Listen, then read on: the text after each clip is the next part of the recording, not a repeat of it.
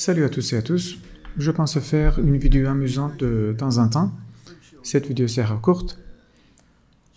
Maintenant, je veux parler des patients qui viennent à la clinique, qui a fait une autre publicité. Comment a-t-elle été faite? Car je ne fais pas de publicité sur Google ou quoi que ce soit.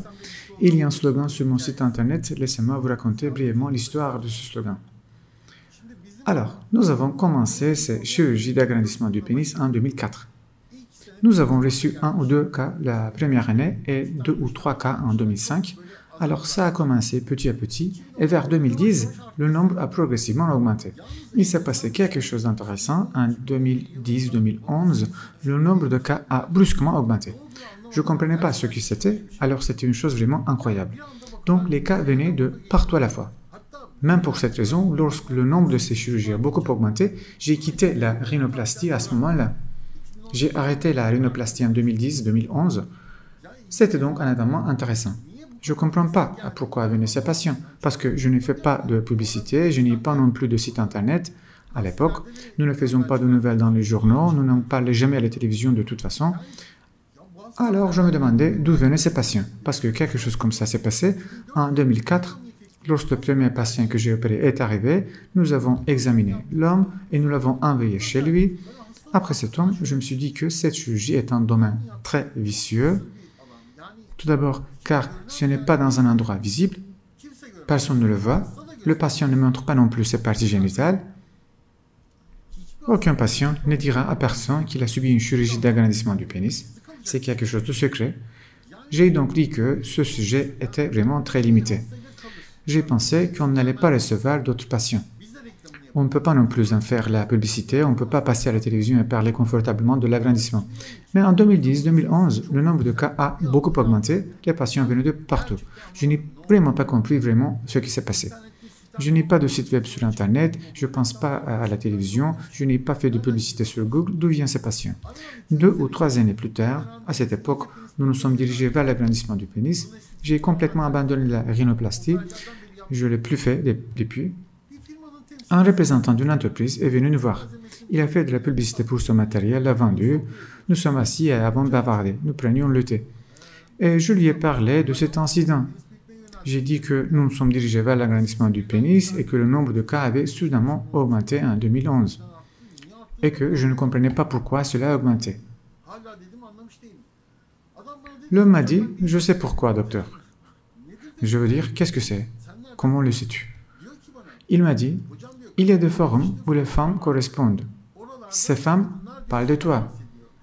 Elles parlent de leurs conjoints ou de leurs petits amis qui ont subi cette opération dans ta clinique. Et les autres demandent qui a fait l'opération et elles parlent de toi. Alors j'étais choqué. Pendant que nous attendons que le patient, les hommes, fassent de la publicité, vous savez, c'est ce que les gens pensent. Le patient nous recommande et c'est comme ça que les autres patients viennent. En fait, ce ne sont pas les patients, ce sont les partenaires des patients qui ont fait notre publicité. C'est vraiment intéressant. En d'autres termes, les femmes vont sur le forum où elles écrivent que leurs conjoints ou amants ont subi cette opération et qu'elles sont vraiment très heureuses, etc. J'étais choqué. Quand j'ai entendu parler de cet incident, j'ai créé le site internet. J'ai également mis un slogan sur le site internet. Nous ne satisfaisons pas une personne, mais à 2 personnes avec cette chirurgie. Écoutez, j'étais divorcé à l'époque, mais je suis un homme monogame depuis toujours. Quand j'ai un partenaire ou si je sors avec une femme, je ne pense jamais à avoir une autre petite amie. Parce que je suis un homme monogame. C'est pourquoi je disais que nous ne satisfaisons pas à une, mais à 2 personnes. Donc, un homme a soit une femme ou une petite amie. Mais un jour, un homme turc est venu d'Allemagne, un beau gars. L'homme m'a dit qu'il était marié, mais en fait, il avait aussi 5 copines. Et tout d'un coup, j'y pensais à mon propre slogan. Nous ne satisfaisons pas à une, mais à 2 personnes. Et puis je me suis dit, tu es le seul idiote monogame dans ce monde. Cet homme a 5 copines. Il s'agit d'un homme marié, il a 5 copines, et lui-même, donc si je fais cette opération, alors je vais satisfaire à cette personne. Je me suis ridiculisé jusqu'à présent.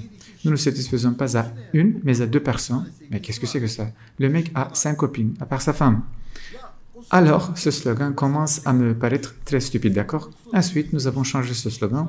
Si vous entrez sur mon site en ce moment, penisgrc.com, il est écrit que nous faisons plaisir à plusieurs personnes avec cette chirurgie. C'est l'histoire de ce slogan. Si vous réfléchissez avec un esprit ouvert, c'est la vérité. Je veux dire, beaucoup de gens ont beaucoup d'amants, un homme se marie mais il a d'autres amantes. Alors, si vous effectuez cette opération, vous satisfaites à plusieurs personnes, parce que cette chirurgie est une chirurgie liée au sexe. Qu'est-ce que ça veut dire ça? Le sexe concerne au moins 2 personnes. Ça pourrait être encore plus. Ce n'est pas comme la rhinoplastie ou l'autoplastie. La rhinoplastie ou l'autoplastie plaît à la personne qui l'a subie. Les autres regardent de loin, oui, mais c'est visuel, non? Mais ce n'est pas le cas pour l'agrandissement du pénis. Elle concerne au moins 2 personnes et n'est pas une opération visuelle, mais plutôt tactile. Cette chirurgie est faite pour la sexualité. Je vous en ai déjà parlé. Même la façon dont cette chirurgie est décrite dans les livres est totalement fausse.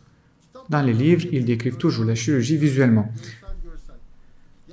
L'injection de graisse se fait sous la peau et je ne sais pas. Mais nous avons appris des commentaires des patients qui, si vous faites cela, l'opération reste incomplète.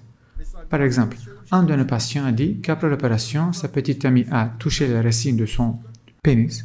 Pendant qu'il avait une érection, elle a constaté que la partie basse du pénis était fine. Pourquoi? Parce que le pénis continue à l'intérieur.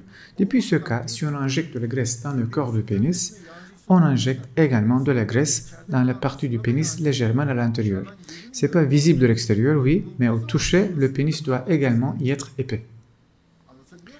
Le point de vue écrit dans les livres est également faux. C'est complètement visuel. Ils le décrivent comme l'autoplastie ou la rhinoplastie, mais ce n'est pas le cas. Cette chirurgie est une chirurgie tactile et elle concerne au moins 2 personnes et peut-être même plus. C'est intéressant.